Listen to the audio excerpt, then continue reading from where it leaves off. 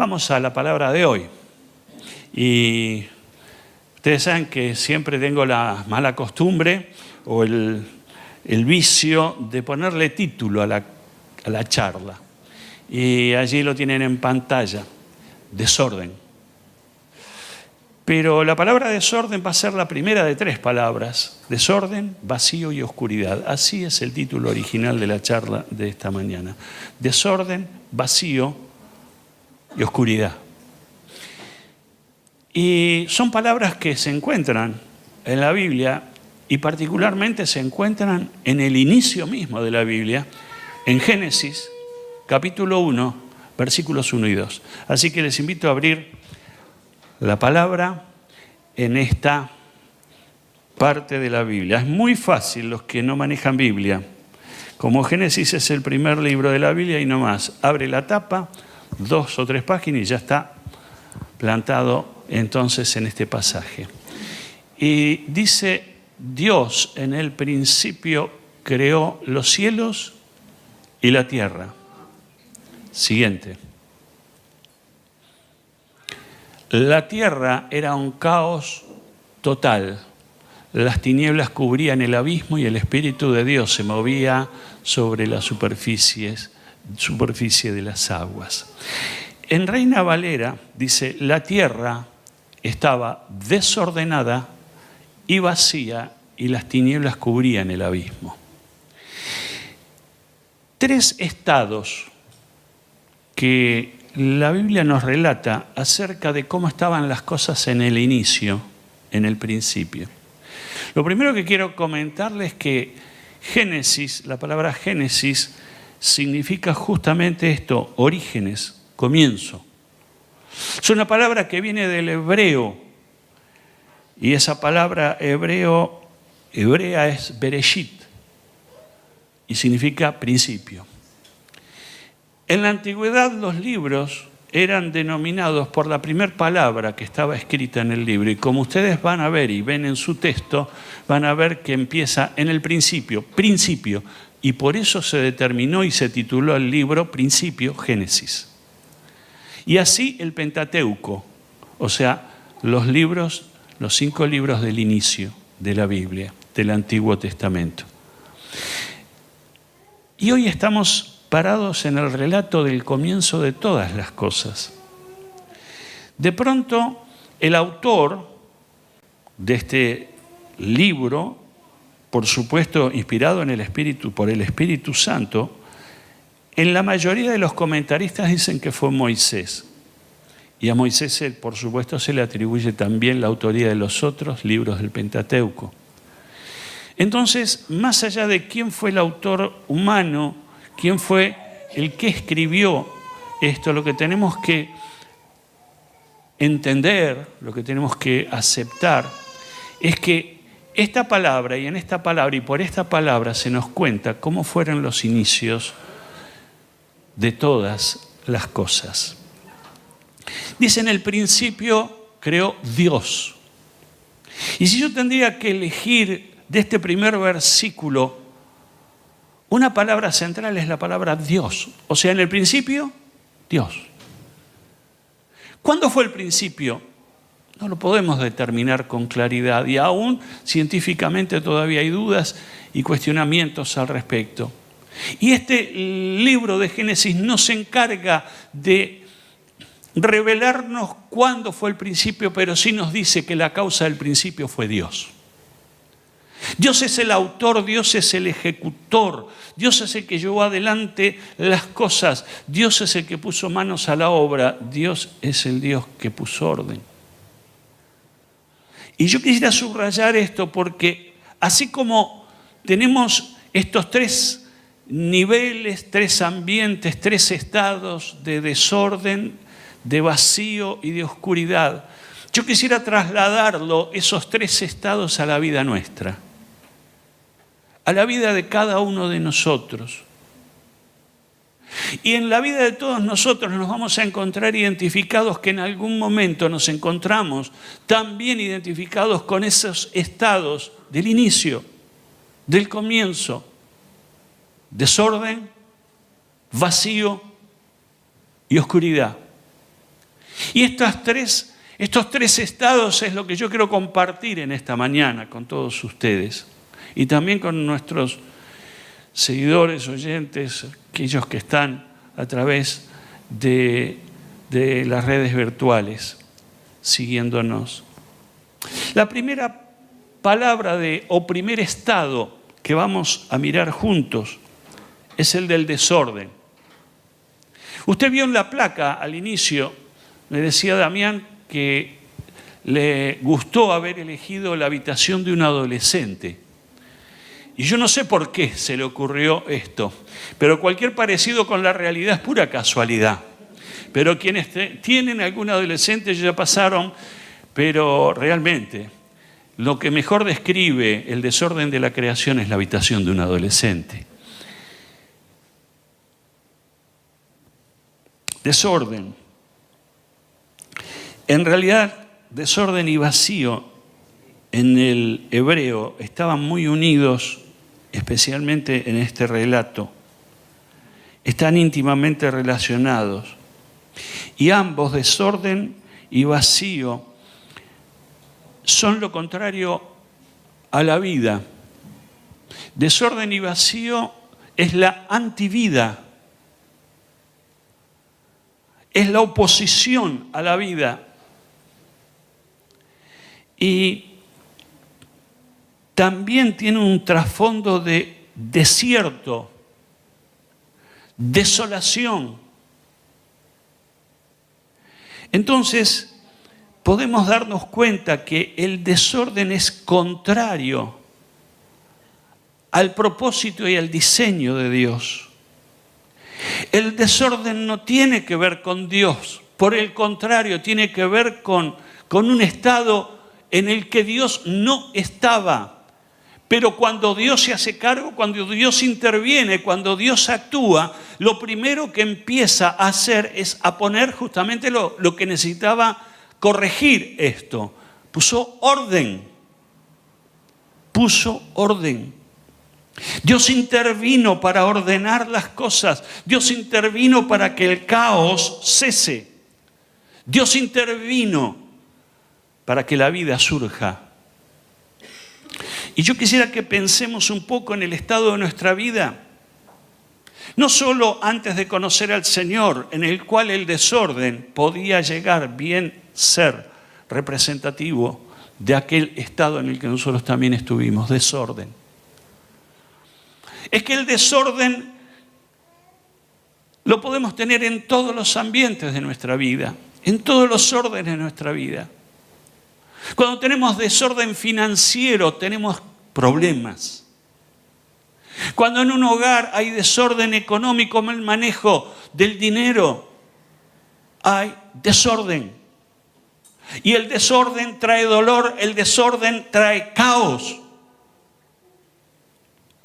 Y esto es algo que me gustaría que lo consideremos, que lo veamos.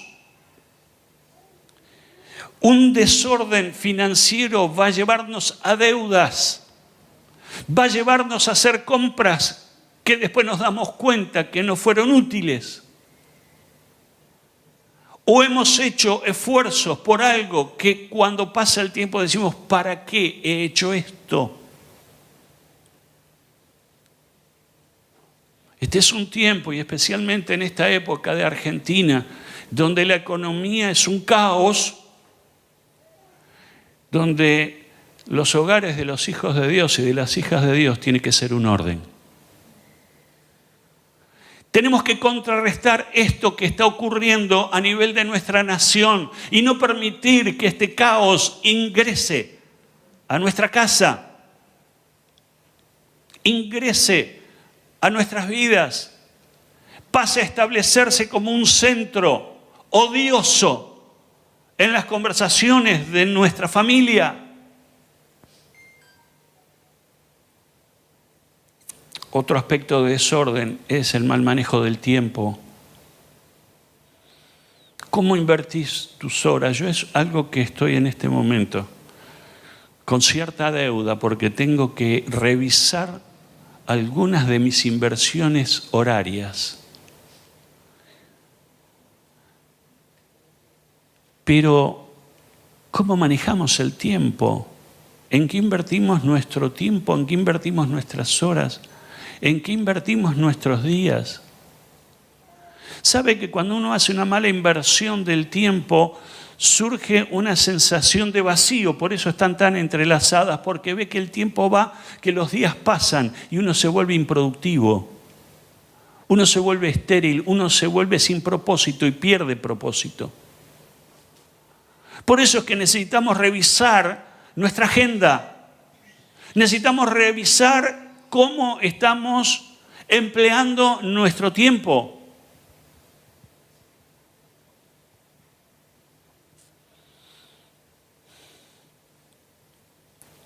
Desorden en la familia. Desorden en la educación de nuestros hijos. Una de las cosas que observo con cierto asombro es cómo a veces los papás o los abuelos le confiamos a un celular o a YouTube o programas en televisión que le ponemos a los chicos para que estén entretenidos y no nos damos cuenta que le estamos entregando la vida más valiosa y el tesoro más grande que tenemos en nuestras manos, que son la vida de nuestros hijos, para que sean educados por mentes que no tienen nada que ver con Dios y que no les interesan los principios de Dios. Y entonces después vienen las inconductas, después vienen las alteraciones. Yo no sé si ustedes han visto niños que ya sufren síndrome de abstinencia, si no tienen un celular, entonces se tiran al piso y caprichean porque hay una adicción. Ser un adicto no solamente es de una bebida alcohólica o de una droga, una metanfetamina, sino de que también existe la adicción a la tecnología. Y entonces, ¿cómo está nuestra casa? ¿Cómo está nuestra familia? ¿Cómo está nuestro hogar? Y a lo mejor encontramos y mirando vemos que hay desorden y no debiéramos emparentarnos con aquel estado previo a que Dios intervino, cuya característica era desorden. ¿Cómo está tu relación con Dios? ¿Cómo está tu tiempo devocional, tu tiempo de apartarlo en el día para tener comunión con Dios? Nos damos cuenta con mi esposa muchas veces cómo un celular interfiere en la comunión con Dios porque estás en el devocional, estás leyendo y de pronto suena. Yo no sé qué pasa, pero parece ser que hay una mano macabra que te permite que entren todos los WhatsApp en el momento que estás orando. ¿No será que tengamos que apagar nuestro celular a la hora de estar a solas con el Señor?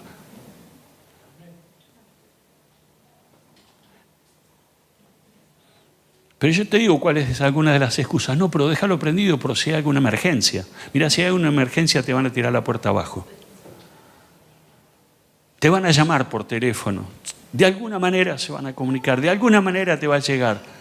Pero el hecho que siempre previendo por si las dudas, nos damos cuenta, por ejemplo, que el celular es un interceptor de la bendición de Dios.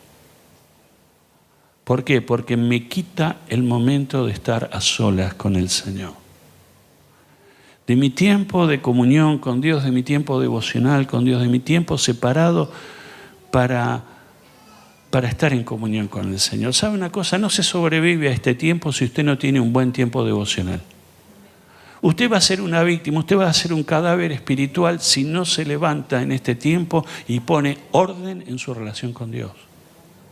Tiene que separar el tiempo, tiene que separar la hora para hacerlo. Y eso no quita, por supuesto, que si usted está viajando, esté en comunión con Dios. Al contrario, cuando dice orar sin cesar, que el apóstol Pablo nos recomienda, es ese estado de oración, es vivir en un estado de oración. Entonces voy en el auto, voy conduciendo, o voy en el subte, o voy en el Roca, y de pronto sí, todas las cosas pasan a mi alrededor, pero yo estoy en comunión con el Padre. Y usted puede transformar un vagón de tren en un templo, para la gloria de Dios. Porque no es por el lugar, sino por quien está en ese lugar. Y cuando usted busca a Dios, Señor, venga a tu reino. Señor, venga a tu reino. Y viene el reino. Y viene la presencia de Dios. Sus viajes pueden ser muy diferentes con el Señor al lado suyo, con su comunión con Dios. Entonces, como ve, el desorden es un estado contrario al que Dios desea para nuestra vida. Quiero compartir con ustedes algún versículo aleatorio y lo tenemos allí en 1 Corintios 14:33. 1 Corintios 14:33. Y mientras aparece en pantalla, hay algo que tiene que ver con el orden. Dice, porque Dios no es un Dios de desorden, sino de paz, como es costumbre en las congregaciones de los creyentes. Fíjense el apóstol Pablo cómo enfatiza y dice, miren que Dios no es un Dios de desorden. El desorden que puede haber en nuestra vida, en nuestro hogar, en nuestras finanzas, no viene de Dios, sino por el contrario, no tiene que ver con Dios. Porque cuando Dios viene, viene orden. Cuando Dios está en el control de nuestra vida, con Dios viene el orden. Dios no es Dios de desorden. En 1 Corintios, también 14, versículo 40 ahora. Nos dice, 14:40. Díganme en cabina si hay algún problema, pues sigo. Bien, vamos a buscarlo entonces.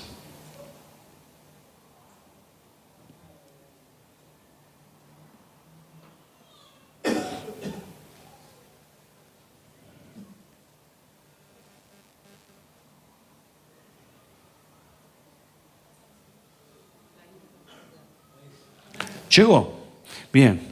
Dice, pero todo debe hacerse de una manera apropiada y con orden. Otra vez, Dios no es Dios de desorden.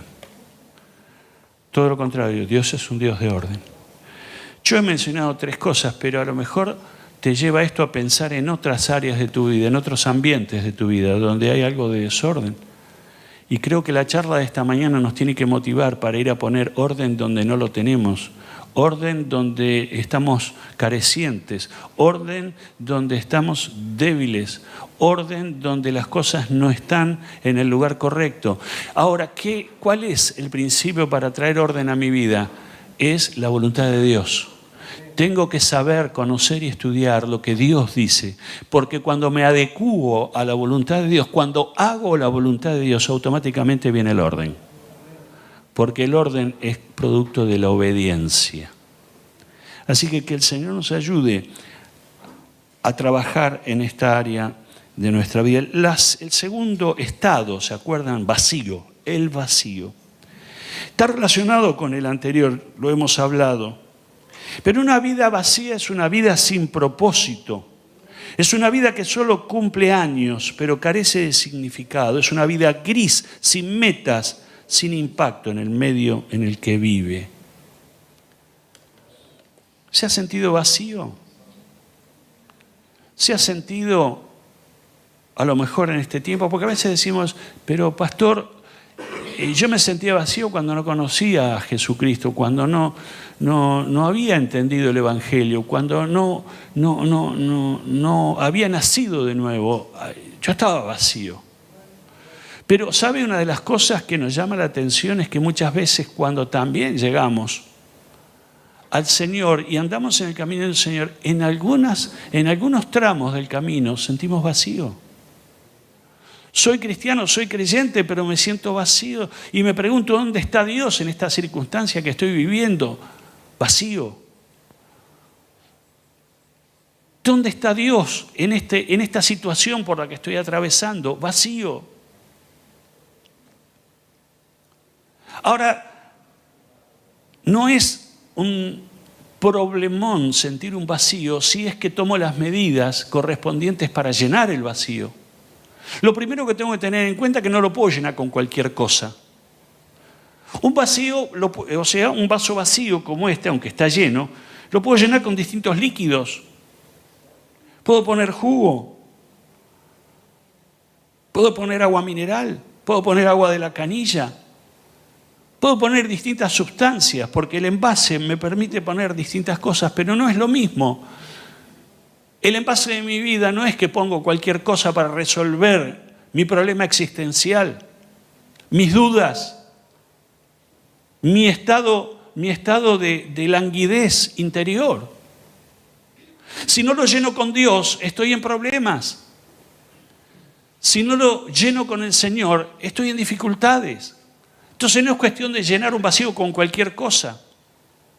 Y hoy lo dramático es poner a Dios con, y ahí le estoy adicionando otras alternativas. Dios no necesita ayuda, Dios no necesita aditivos. Dios no necesita que le pongamos soda. Y entonces, vacío. En Juan 7:38, que es el pasaje que quisiera que puedan poner ahora en pantalla, por favor, dice: todo el que crea en mí puede venir y beber, pues las Escrituras declaran, de su corazón brotarán ríos de agua viva. Esa es una vida llena. Esa es una vida completa. Esa es una vida que de pronto su interior fue lleno por la presencia de Dios y es como si fuera un manantial de aguas cristalinas y frescas. De su interior correrán ríos de agua viva. No dice de que va a haber algunas gotas, sino que fluirá. Fluirá. Una vida llena de la presencia de Dios es una vida impactante. Es una vida desafiante, es una vida que bendice, es una vida que inspira, es una vida que aún en silencio, aunque le tapen la boca, le aten las manos y los pies, igual sigue destilando el perfume de la presencia de Dios.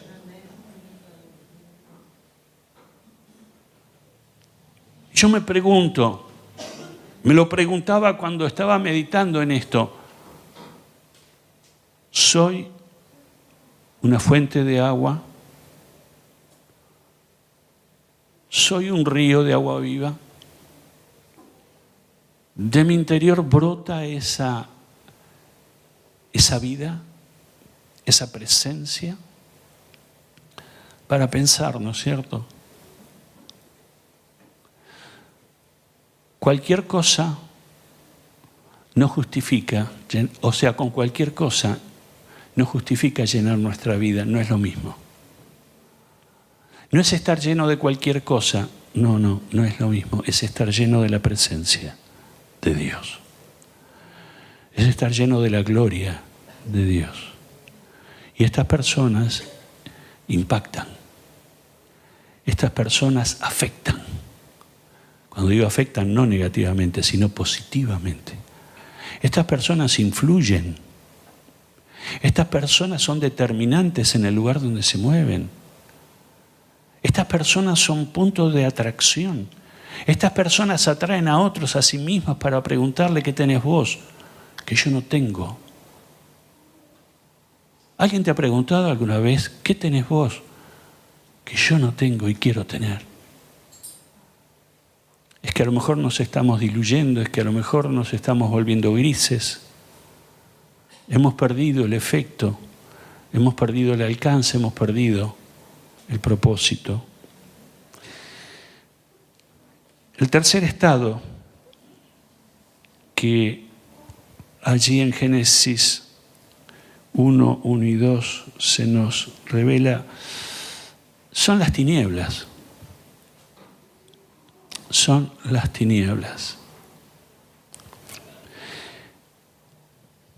Tinieblas no es lo mismo que oscuridad.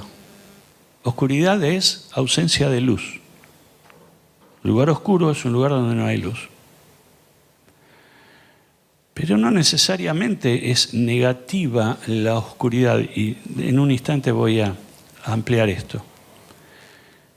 Apagamos la luz, por ejemplo, en el dormitorio a la noche porque deseamos dormir y apagamos la luz y entonces el dormitorio lo colocamos en oscuridad porque de esa manera descansamos mejor.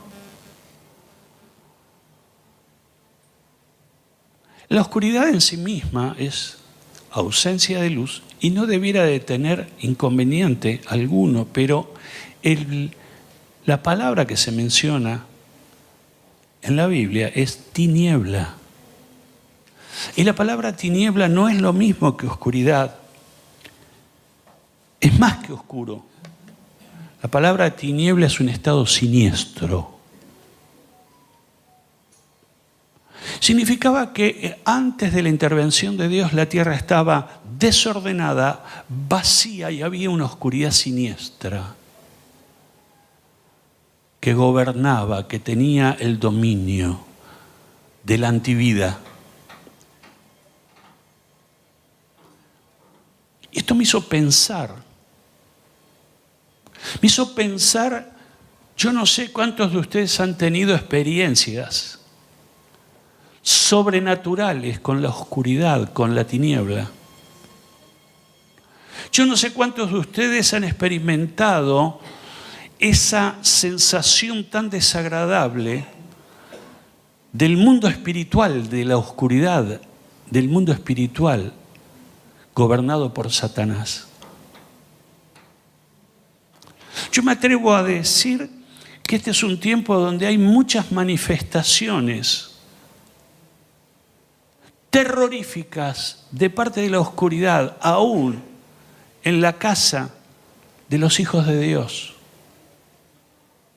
Dice la Biblia que Satanás anda como león rugiente buscando a quien devorar, o sea, la existencia de Satanás es una realidad. El estado del mundo antes de Dios estaba gobernado por Satanás.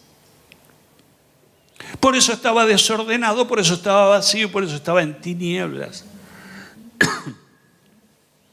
¿Ha sentido la presencia siniestra de la oscuridad en su vida? Yo sí. Los que lo han sentido nunca lo olvidan.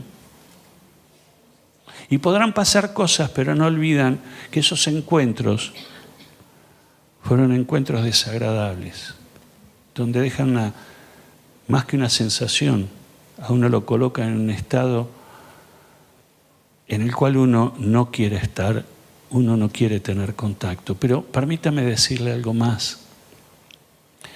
Es que muchas veces nosotros somos los que abrimos la puerta a lo siniestro. Muchas veces somos nosotros los que coqueteamos con la tiniebla. Nuestra desobediencia a Dios nos coloca automáticamente, nos devuelve al reino del que pertenece la desobediencia a Dios, Satanás. Cada vez que yo desobedezco, cada vez que yo coqueteo con algo que no viene de Dios, que no es de Dios, estoy exponiéndome a la siniestra presencia de espíritus demoníacos. Por eso estamos cantando la libertad al principio de este culto. ¿Sabe por qué? Porque muchas veces venimos impregnados de oscuridad.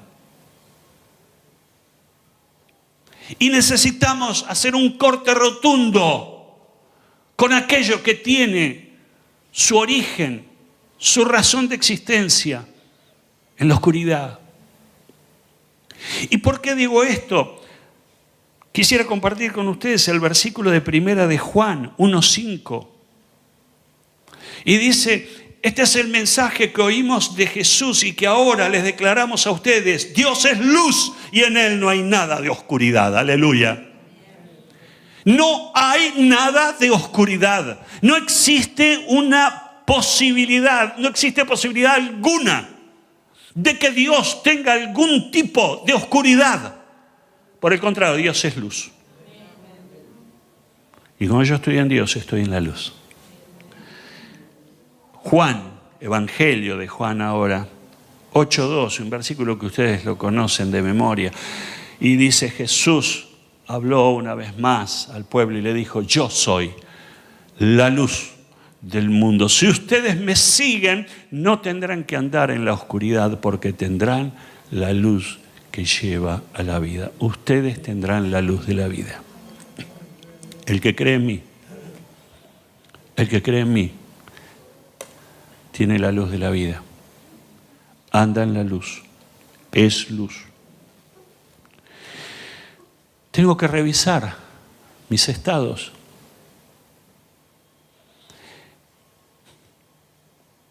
¿Sabe? A veces nos pasamos el día revisando los estados del WhatsApp para ver cómo anda la otra gente, para ver de qué chisme me entero, cómo andan los demás, qué novedades hay por allí. Pero una de las cosas que nos cuesta es ver el estado espiritual en el que estoy. Y cuando entonces hago un giro de mirada y me miro y digo, ¿qué rasgos de oscuridad estoy teniendo? No pueden continuar, no deben continuar. Tengo que hacer un corte. Con la tiniebla no se coquetea, con la tiniebla no se negocia, con la tiniebla no hay trato. En cambio, cuando le entrego mi vida a Jesucristo, la luz lo llena todo, lo irradia todo, lo alumbra todo. Mi hermano, mi hermana, en el principio, Dios. Y yo quisiera que esto usted se lo lleve en esta mañana a su casa y en su corazón. Hoy, a lo mejor es un principio. A lo mejor hoy puede ser el principio. Y ese principio no puede tener comienzo si no es absoluta, radical y enteramente con Dios. En el principio, Dios.